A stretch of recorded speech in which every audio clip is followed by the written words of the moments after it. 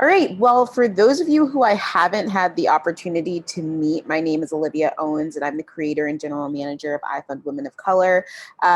Really excited to have you all here. We're ongoing trying to create different programming that helps support this community. We have our Monday member meetups, which are breakout rooms, and then we have our Wednesday office hours on the weekly to connect with us. We also have our Slack network where you can connect on the day-to-day. And then this is our first member-led workshop. We know that our members are experts in their own right.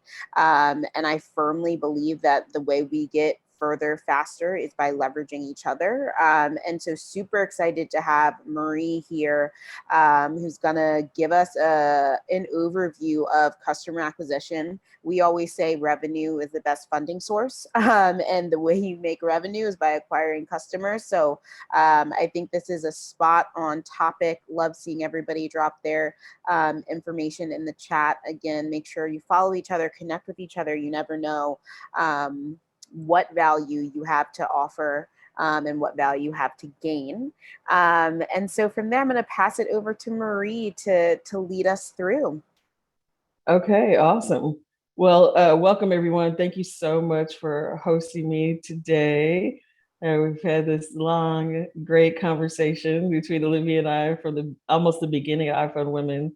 And so it's great to see our relationship bloom and go into other stages. So that's cool. So today we're going to talk about the ins and outs of customer acquisition. My name is Marie. I'm the CIO and co-founder of Data 360. You can learn more about us at data360network.com.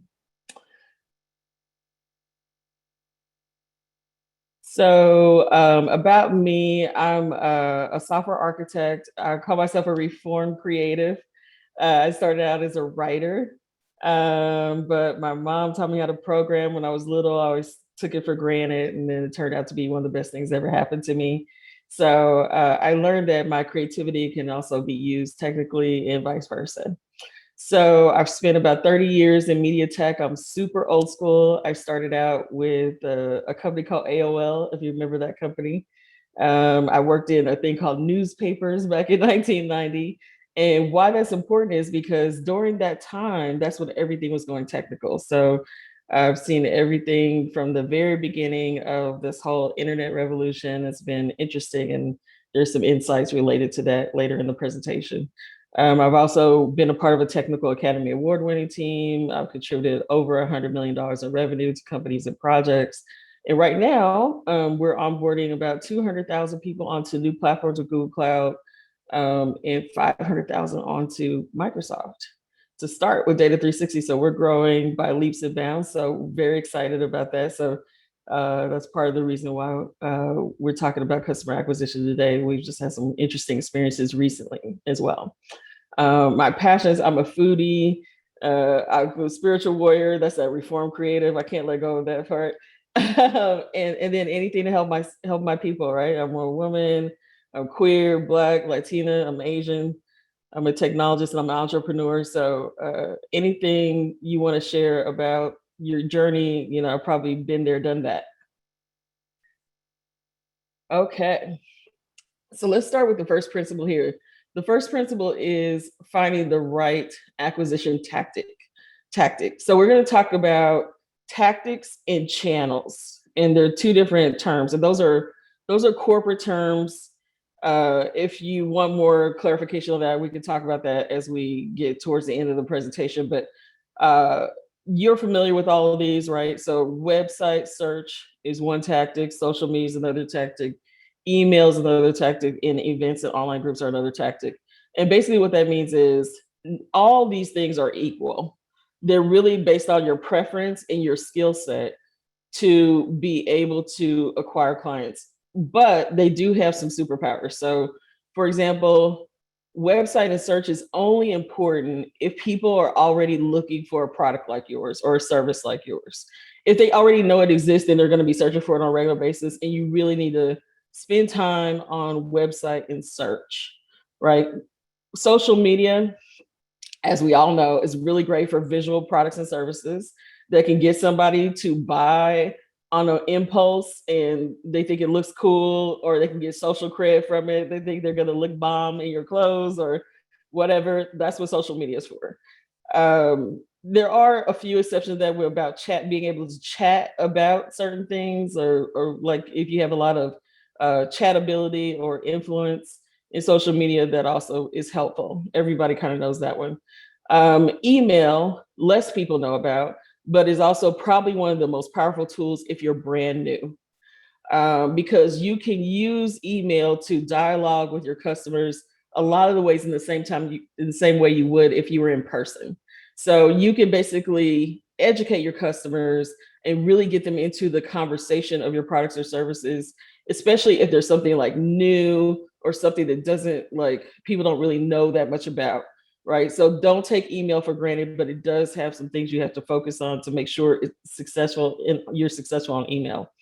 And then, of course, events and online groups. So groups like this one, groups on Facebook, groups on events. This is the easiest one, right? It's the best because it's not like, it's part of social media, but it's also like its own little thing, right? Because you really can spend a lot of time having regular conversations, answering questions that are related to your product or service, or being able to convince people to talk to you for different reasons, right?